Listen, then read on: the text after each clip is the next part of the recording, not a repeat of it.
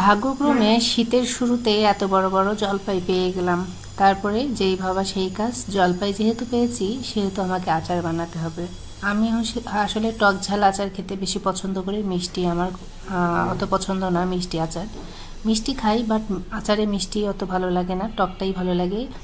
প্রথমে আমি সুন্দর করে জলপাইটাকে, এখানে 1 কেজি আমি জলপাই নিয়েছিলাম, সুন্দর করে ধুয়ে তারপরে পানিতে সেদ্ধ করে নিলাম, তারপরে ম্যাশ করে নিলাম। নেয়ার পরে এখানে আমি মশলা নিয়েছিলাম। এটা ভাজা জিরের গুঁড়ো, তারপরে আচারের মশলা আর রসুন। আচারের মশলা আসলে আমার আগে থেকে রেডি করা ছিল, আমি আচার বানিয়েছিলাম, সেটাই আমি ইউজ করব। আর পাঁচফোড়ন আর পরিমাণ মতো ঝাল, আমার টেস্ট অনুযায়ী ঝালের জন্য শুকনা মরিচ নিয়েছি।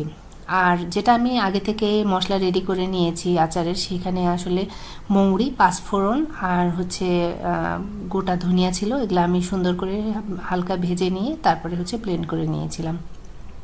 তারপর আমি দিয়ে দিলাম একটা প্যানের মধ্যে সর্ষের তেল, ফোড়ন হিসেবে দিব শুকনা মরিচ, তারপরে দিব থেতো করা রসুন। খুব বেশি থেতো করিনি, হালকা একটু থেতো করে নিয়েছি। তারপরে পাঁচফোড়ন দিয়ে এটা সুন্দর করে ভেজে নেব হালকা তেলের মধ্যে।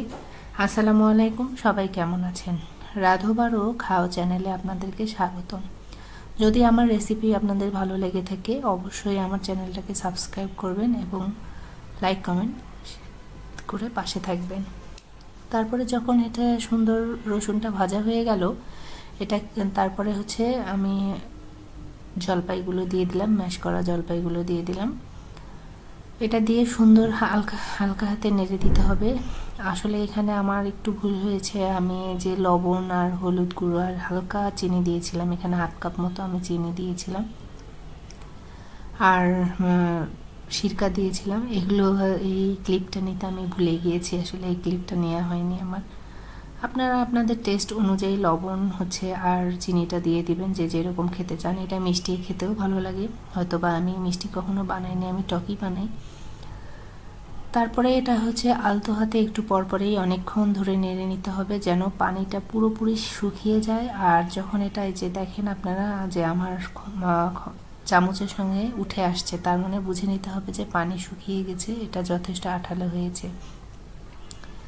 এরপরে আমি এখানে দিয়ে দিব ভাজা আমার যে মশলাগুলো ছিল, সেই আচারের মশলা, তারপরে মরিচের ক্রাশ করা মরিচ, এগুলো আমি দিয়ে সুন্দর করে নেড়ে নিব যতক্ষণ না সুন্দরভাবে সব কিছু মিশে যায়। আর এখানে দেখে হয়তো আপনাদের মনে হচ্ছে যে তেলটা কম হয়েছে, আসলে তেল কম হয়নি, কারণ এটা আমি যখন বয়মে ভরায় রাখবো তখন তার উপর থেকে সরিষার তেল গরম করে দিয়ে দিব, কারণ এইভাবে তেল দিলে আচারটা আরও বেশি ভালো থাকবে। এই কারণে পরবর্তীতে আমি তেল দিয়ে দিব। আর আপনারা এই আচারটা বানিয়ে প্রায় বছরখানেক রেখে দিতে পারবেন ফ্রিজে। বাহিরে রাখা যাবে না, কারণ বাহিরে রাখতে হলে প্রতিদিনই আপনাদেরকে প্রায় রোদে দিতে হবে। আমার এখানে রোদ অ্যাভেলেবেল থাকে না, এই কারণে আমি ফ্রিজে রেখে দেব। নর্মাল ফ্রিজেই প্রায় 1 বছর থেকে যাবে ইনশাল্লাহ। আর এটা খিচুড়ির সঙ্গে খেতে দারুণ লাগে। আমি তো এমনি খেয়ে ফেলি, কারণ আমার যখন টক খাওয়ার ক্রেভিং হয় তখন আমি এটা এমনি খেয়ে ফেলি। সবাই ভালো থাকবেন, আজকে এই পর্যন্তই। আল্লাহ হাফেজ।